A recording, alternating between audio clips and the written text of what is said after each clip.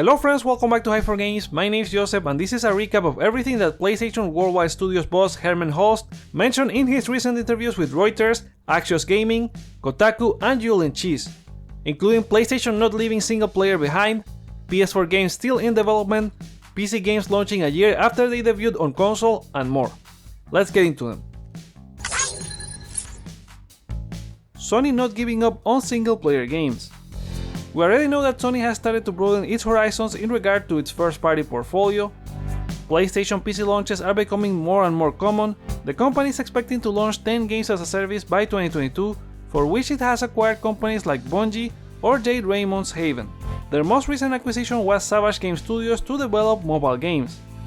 With all that, should gamers that are in love with PlayStation for its single-player content like God of War or Last of Us be worried? According to Hulst, they are working on diversifying their portfolio, but those single-player games are not going away, as some of their biggest titles in the narrative-driven space are also their most profitable. Some of Sony's most popular titles like The Last of Us and God of War have reached more than 20 million copies sold, while newer ones like Horizon and Ghost of Tsushima have reached more than 10 and 6 million respectively. I think the question really lies in the success of those live services and if they become so popular that single-player game profitability becomes tiny by comparison. Still, we may be far away from that if it ever truly happens. Do you think Sony single-player games may be in trouble with them expanding their portfolio of games? Share your opinion in the comments. PS4 fans shouldn't be worried about Sony abandoning the console either, as PS4 games are still in development.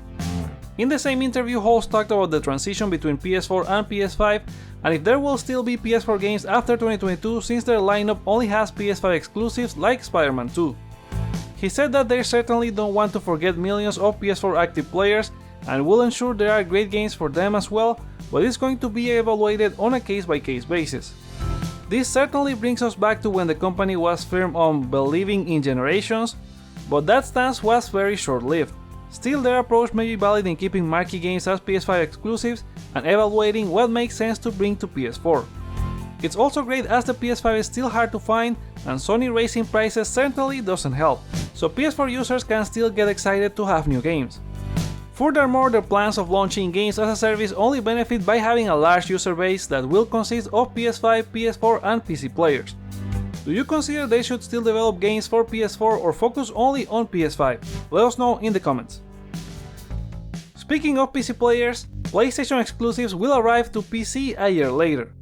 We have seen Sony launch several games on PC this year as they aim to quadruple sales after their experiments with Horizon and Days Gone. The company also acquired Nixxes software to help on this front.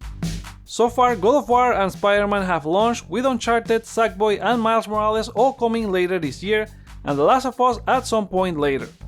PlayStation Studios boss told YouTuber Julian Cheese that single-player games from their first-party studios will release on PC at least a year after they debut on consoles, with the exception of live service games which will arrive on day one.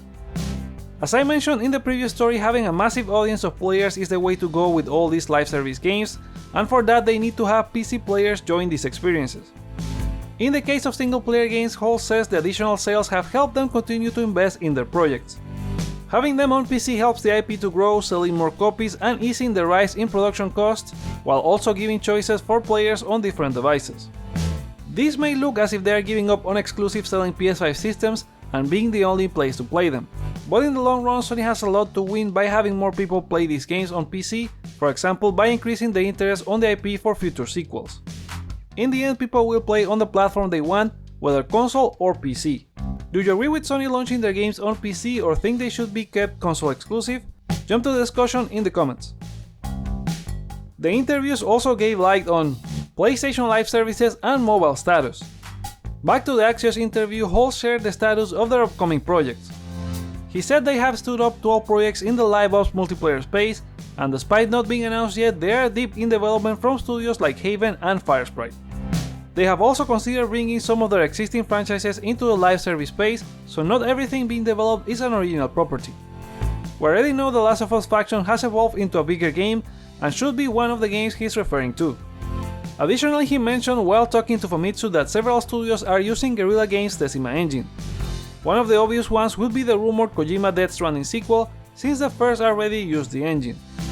In contrast, Sony's efforts in mobile are very early on, and going slower with no games announced and only the recent acquisition of Savage Game Studios, the first of their mobile game division. So we'll have to wait and see what comes out of their ideas for mobile in the future. Hulst also talked briefly about an industry issue regarding crunch in PlayStation development studios.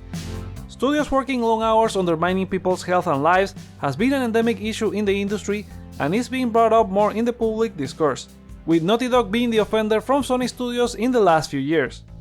Hulst commented on this, saying he wants to look at their professionals as people that can have balanced long-term careers with proper progression. He further added they are tackling this issue with nuance so that teams don't feel obliged to go in and do extra work.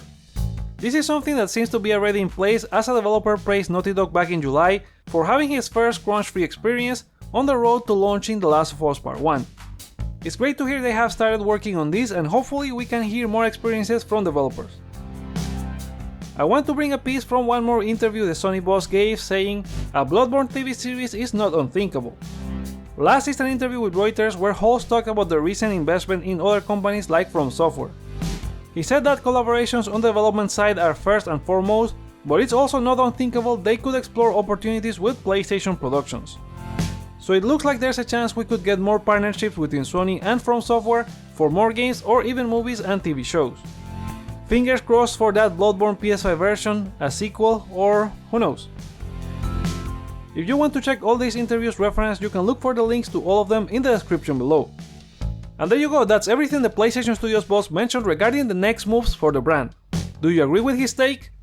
Share your thoughts on any of the news below, let me know your feedback by liking or disliking this video, check out other videos you may enjoy while you're here, and consider subscribing for more on PlayStation.